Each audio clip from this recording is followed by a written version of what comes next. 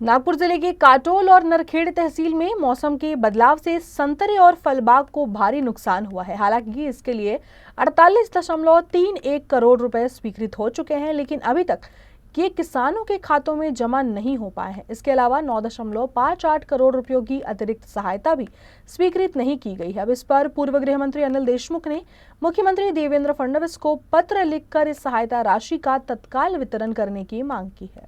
नागपूर जिल्ह्यात काटोल आणि नरखेड तालुक्यामध्ये मोठ्या प्रमाणात संत्रा आणि मोसंबीची लागवड केली जाते।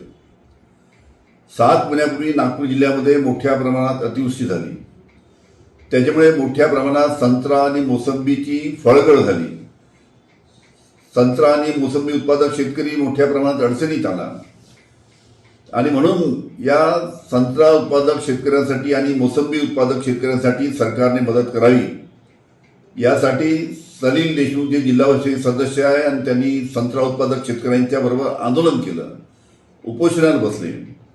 मी सुद्धा या भागाचा आमदार म्हणून त्यावेळेस विधानसभेमध्ये हा प्रश्न उपस्थित केला आणि राज्य शासनाने मोसंबी उत्पादक आणि संत्रा उत्पादक यांना मदत करावी यासाठी आग्रह धरला।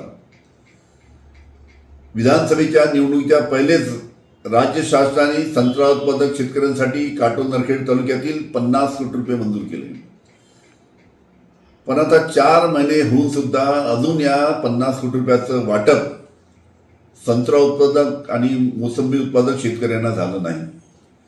त्याच्यामुळे माझी राज्य शासनाला विनंती राहील की जे 50 कोटी रुपये संत्रा उत्पादक आणि मोसंबी उत्पादक यांच्यासाठी राज्य शासनाने मंजूर केले आहे त्याचं वाटप लवकरात लवकर करावं।